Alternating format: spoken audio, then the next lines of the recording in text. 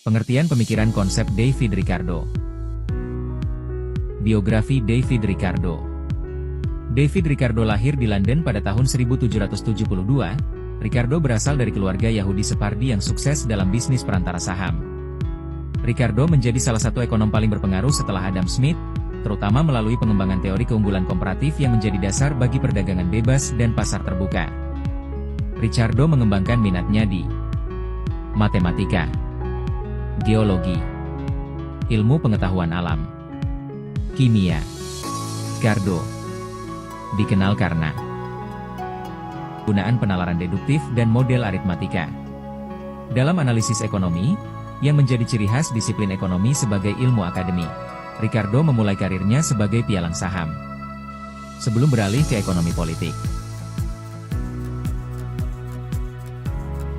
Ricardo menjadi terkenal melalui karyanya, On the Principles of Political Economy and Taxation, yang memperkenalkan teori keunggulan komparatif Ricardo, yang ditemukan sekitar tahun 1817. Menjadi dasar penting dalam teori perdagangan internasional, menekankan keuntungan dari spesialisasi dan perdagangan antar negara. David Ricardo meninggal pada tahun 1823. Tetapi warisannya dalam ekonomi terus berpengaruh hingga saat ini menjadikannya salah satu tokoh penting dalam sejarah pemikiran ekonomi. Teori-teori yang dikemukakan David Ricardo. Teori sewa tanah, land rent. Apakah kamu tahu bahwa harga sewa tanah bisa berbeda-beda tergantung pada kesuburannya? Semakin subur tanah, semakin mudah untuk bercocok tanam tanpa biaya tambahan, sehingga harga sewanya lebih tinggi. Meskipun tanah yang kurang subur lebih murah sewanya, biaya tambahan untuk produksi bisa membuat keuntungan lebih kecil. Inilah alasan mengapa tanah subur memiliki harga sewa yang lebih tinggi dibandingkan tanah yang kurang subur.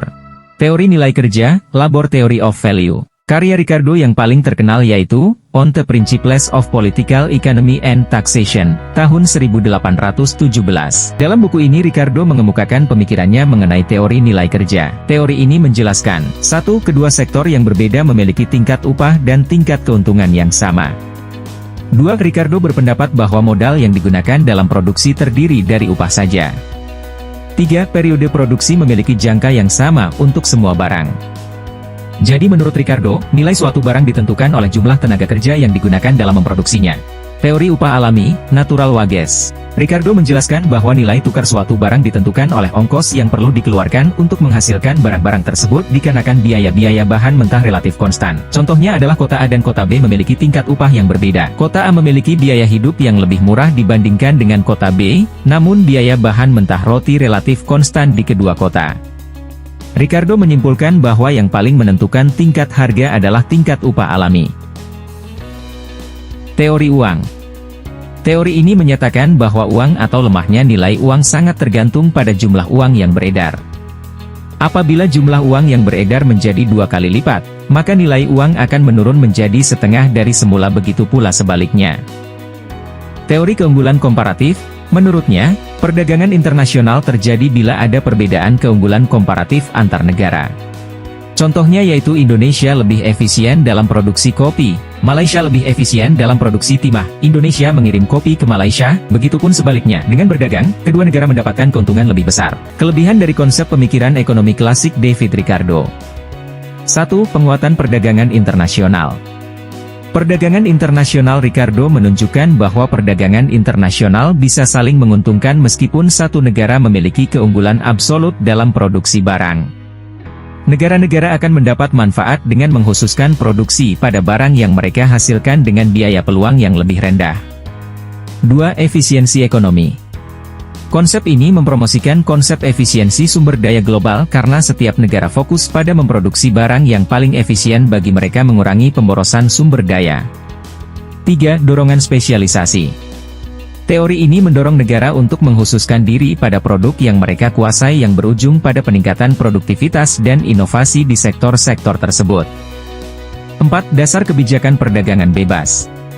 Teori keunggulan komparatif menjadi landasan utama bagi kebijakan perdagangan bebas yang dianggap mampu mempercepat pertumbuhan ekonomi global. 5. Pengakuan pada biaya kesempatan.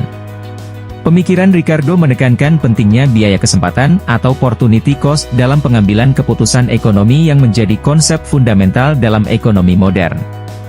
Kekurangan dari konsep pemikiran ekonomi klasik David Ricardo. 1. Mengabaikan pengaruh teknologi. Pada mulanya kemajuan teknologi bisa menahan laju penurunan hasil. Tetapi akhirnya bila pengaruh kemajuan teknologi habis, hukum penurunan hasil berlaku lagi dan perekonomian bergerak menuju stasioner, law of diminishing return. Ricardo kurang memperkirakan potensi kemajuan teknologi dalam menahan menurunnya hasil tanah, hal ini telah dibuktikan oleh negara-negara maju. 2. Pengertian yang salah tentang keadaan stasioner. Pandangan Ricardo tentang mencapai keadaan yang stasioner secara otomatis tidak beralasan, sebab tidak ada perekonomian yang mencapai keadaan stasioner dengan keuntungan meningkat, produksi meningkat dan pemupukan modal tercapai. 3. Pengertian yang salah tentang penduduk. Menurut Ricardo meningkatnya jumlah penduduk maka upah tidak dapat meningkat, tidak terbukti. Upah tidak cenderung menuju ke tingkat upah minimal. Sebaliknya, terjadi peningkatan upah yang terus-menerus dalam bentuk upah uang dan dengan sendirinya penduduk cenderung menurun. 4. Kebijakan pasar bebas yang tidak dapat diterapkan. Menurut Ricardo kebijakan pasar bebas tidak dapat diterapkan, bila ada campur tangan dari pemerintah karena perekonomian berjalan otomatis melalui persaingan yang sempurna. 5. Mengabaikan faktor-faktor kelembagaan, teori Ricardo adalah teori distribusi. Salah satu yang paling tidak efisien dari teori Ricardo adalah diabaikan peran kelembagaan.